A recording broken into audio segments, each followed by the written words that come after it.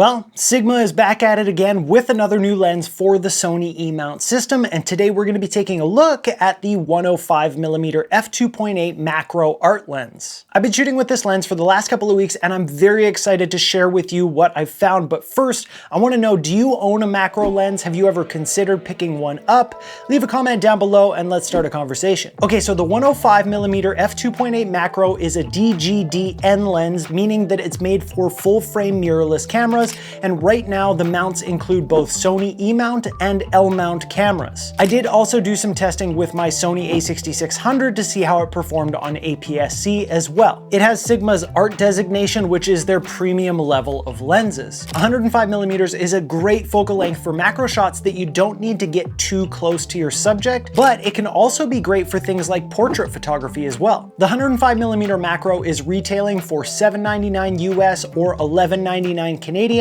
which puts it at about $300 less than the super famous 90mm macro from Sony, but we're going to talk about that a little bit later. First things first, let's take a look at the features that this lens offers. As you can see, this lens is a long and slim lens. It's got a decent weight to it at 715 grams, but it feels well balanced when it's paired with both my a7 III and my a6600. It's got a 62mm front filter thread, which is a bit uncommon, and I personally don't have any step-up rings or filters for that size, so everything I shot was without filters, and yes, that means cranking the shutter a bit more in video mode. We've got an aperture ring on the lens that's similar to what we saw on the 85mm f1.4 that was also recently released, and it has the ability to choose whether you want it clicked in 1/3 stop increments or declicked for smoother movements. That being said, it is electronically coupled to the aperture, not physically, so you'll notice a slight lag in the response when using it declicked, and it still seems to actually change the aperture in steps rather than being fully continuously smooth.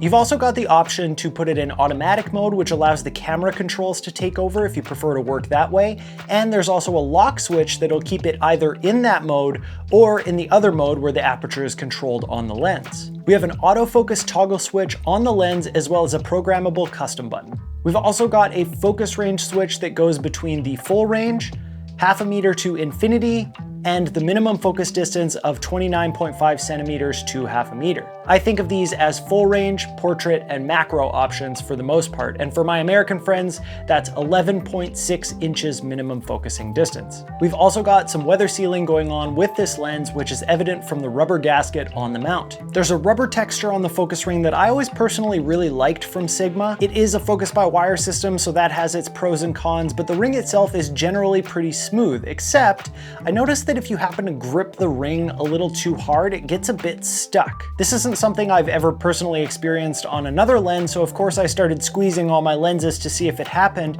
and while it definitely did happen across the board, this specific lens seemed to be worse than all of the others. Honestly, it's not really an issue, but it did catch me off guard the one time when I must have applied my grip of steel to the focus ring. Okay, that's pretty much it for features and build, so let's talk about how it performed. First off, a quick disclaimer, this is a pre-production unit, so there are likely to be fixes and firmware updates for the production models. Hopefully this means a few little tweaks to the autofocus, but more on that in a second. Overall, this lens was a pleasure to shoot with. I've been trying to get outside with it as much as possible as the season changes over from summer to fall, and we're finally seeing those beautiful fall colors. I was really in love with the photos straight out of the camera, and the thing that really stood out about this lens is the incredible sharpness. I could tell how ridiculously sharp it was just from seeing the photos on the back of the camera. Right from wide open at f2.8, it is razor sharp at every focusing distance that I tried it at. I didn't so much treat this as only a macro lens, I used it more as kind of an all-around lens, and it performed so well in every situation I put it into. Of course, I did get up close and personal with some beautiful autumn leaves,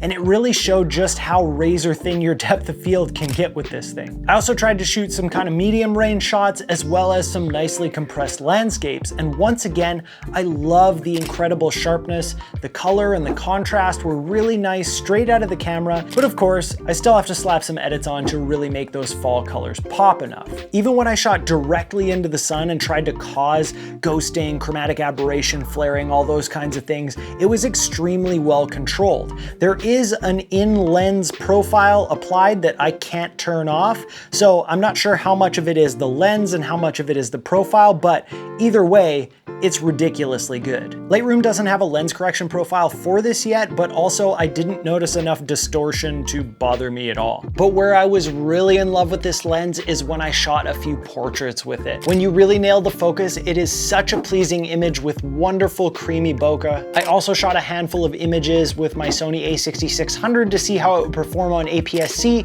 and it was equally as impressive. Often I find that full frame lenses don't quite hold up the same level of sharpness when mounted on APS-C bodies, but this lens still performed incredibly. I would even argue that the a6600 autofocus worked better, but I found that before between the a6600 and the a7 III, so it might be more about the camera than the lens specifically. Speaking of focus, there are a couple of little things about the autofocus that I ran into that I hope get fixed up for the full production models. All of the Sony autofocus functions worked, including the subject tracking, face autofocus, and eye autofocus. However, I did find that there was a decent amount of the camera not knowing what to focus on, and therefore a decent amount of hunting, which doesn't always happen with my other lenses. It would happen in kind of a weird way sometimes too, where I would have a point set in the center of the frame and it would hit focus 7 or 8 times, but then on the 9th time, it would throw the focus all the way to infinity and all the way back. It wasn't enough of a problem to be upset about, but it was a bit odd from time to time. And I did also find myself using manual focus for video mode a little more than I usually do as a way to try to avoid that hunting. It didn't seem to do that same all the way out and all the way back in thing in video mode as much, but there were a few times that it definitely got confused. I would say the autofocus was good about 95% of the time in my tests. Maybe even a bit more on my a6600 than my a7 III. The other thing about the autofocus is that it's pretty loud. Definitely audible when standing back from the camera and looking at the monitor. This is what it sounds like when I'm trying to autofocus with the microphone on top of the camera at the same level as if I would be standing in front of the camera.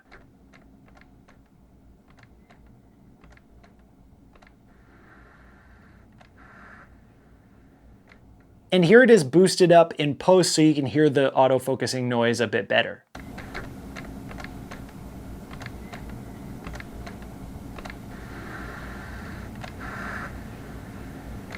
And surprisingly enough, the aperture is actually a bit noisy when you go to change it too, mostly when it's in declicked mode, because obviously you don't have the clicks masking it. This is much less of a problem for me because I'm not usually changing aperture while I'm shooting a video. Sometimes, but very rarely. Now, one question that popped into my mind was, how does this stack up against the super famous Sony 90mm macro that's loved by so many? Well, like I mentioned before, the Sigma is actually $300 US cheaper than the Sony 90mm macro. However, the Sony does offer stabilization in the lens, which at these longer focal lengths can be really helpful. It's nice that the Sony full frame bodies all have in-body stabilization, but the OSS can still help. Unfortunately, I don't have a 90mm macro to do an image quality comparison, but I'll leave a link down in a pinned comment to Dustin Abbott's review of this lens, where he showed that the 105 is actually even sharper than the 90mm and showed the overall quality to be as good, if not better, than the Sony lens. Overall, if you're considering a macro lens, this is definitely a solid option with ridiculous sharpness and an amazing image quality for less money than the top of the line Sony alternative, which basically seems to be what Sigma keeps trying to do. And even though I don't shoot a whole lot of macro photography, this also turned out to be one of my favorite portrait lenses that I've ever used, so that macro function could actually just be a bonus. My only real gripes with it were the autofocus noise and the bit of hunting, but we've seen Sigma fix autofocus issues between pre-production and production using firmware in the past, so here's hoping. But as always, I want to hear from you guys. What do you think about the 105mm f2.8 macro lens from Sigma? Leave a comment down below, and on your way down there, make sure to hit that like and subscribe button and hit that bell notification so you don't miss out on future reviews and tutorials. Thank you so much for watching, and I'll see you next time.